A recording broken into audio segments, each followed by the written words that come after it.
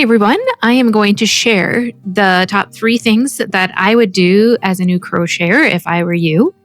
Before we jump into that, I'm wearing this beautiful crocheted poncho that I made in the winter, and it's kind of a dreary day out. It's cloudy and it got cold again, so I thought I would put on this very happily colored poncho, which is merely 4 squares, 4 large squares sewn together, 1, 2 on each side and the back. I can make a tutorial for this if you want. It was super easy, but if you'd like a tutorial, just drop a note in the comment and this would be a really easy one for me to do up.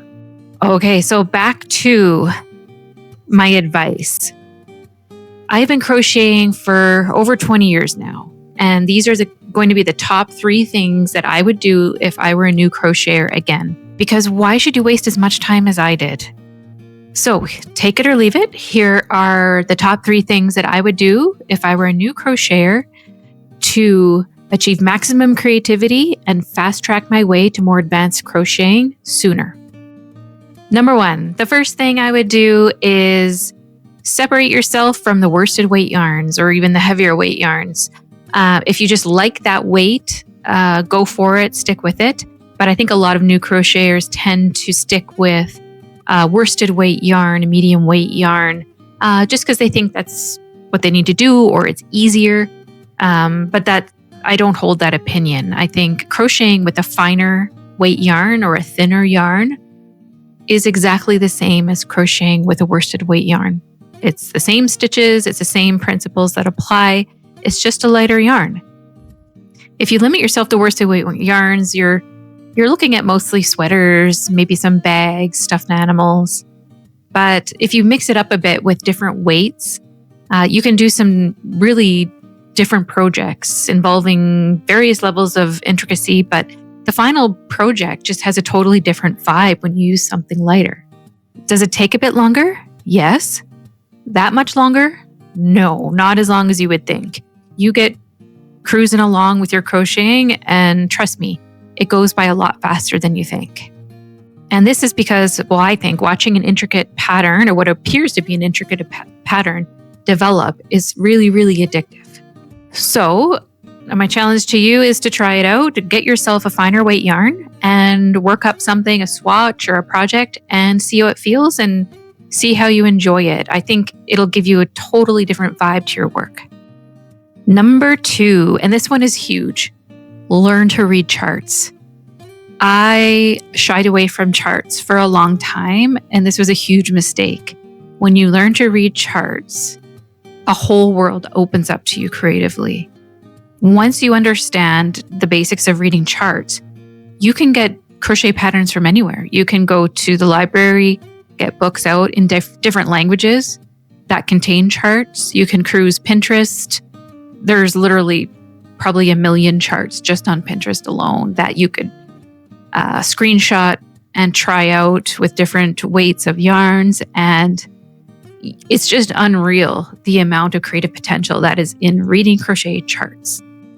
People, I think it's difficult because it looks kind of confusing. It looks very pictorial, but that's actually the beauty of it. You can actually see the pattern in front of you once you get the pattern repeat and you're going through it. And then you don't need to sit there reading row 1 and each individual stitch. It's much more intuitive, and you'll find that your projects go faster using charts. So please, please, please do this for me. If you're interested at all in reading charts, go on YouTube, get a book, whatever you want, and learn to read them. It's really a lot easier than you would think. Most charts use standardized symbols. And once you do a few and it clicks, you'll be so excited to just start diving into this whole world of stitch patterns that were, essentially in another language to you. Now you can basically read this international language of crochet. If you have absolutely no interest in reading charts for some reason, get yourself a stitch book, a book of crochet stitches, and it will contain the written instructions for various stitch patterns. At least then you have a repository of stitch patterns, and you don't always have to be stuck using traditional patterns all of the time. But I stick to my guns that once you learn to read charts, there's no going back. Number 3, and this is something that is crazy to me. I've been doing this over 20 years, and I've just started doing this now, and I'm kicking myself, but break free of patterns. Crochet is not that difficult. It's such a great craft because you're able to intuitively just design things on the fly.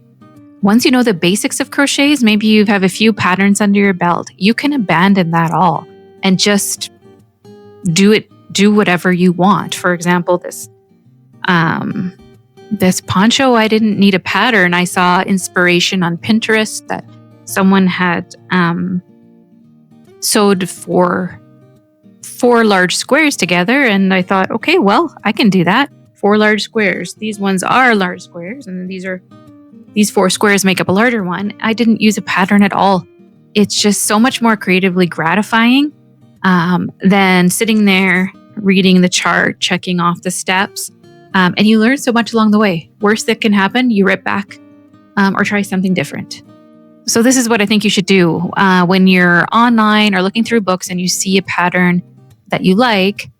Really inspect it. Look at the pictures. Look at how it may have been constructed. Look at the stitch patterns within the pattern and see if it's something that you may be able to piece together yourself. That's exactly what I did for my breezy blue summer top.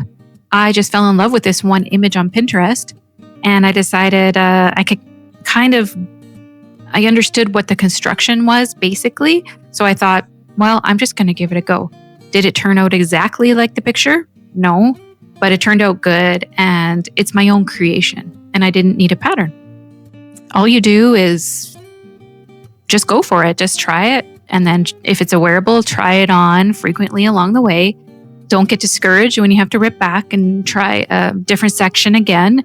It's just part of the creative process. This way of working just is so gratifying and leads to such a unique finished work of art. My challenge to you is for your next project, as tempting as it may be, do not reach for a pattern.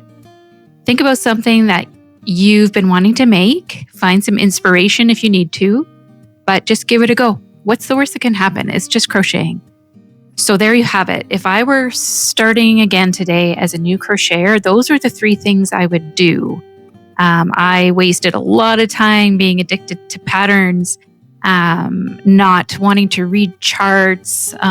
What was my first item? Oh yeah, worsted weight yarns. I was always making just the same old sweaters and bags and that kind of thing.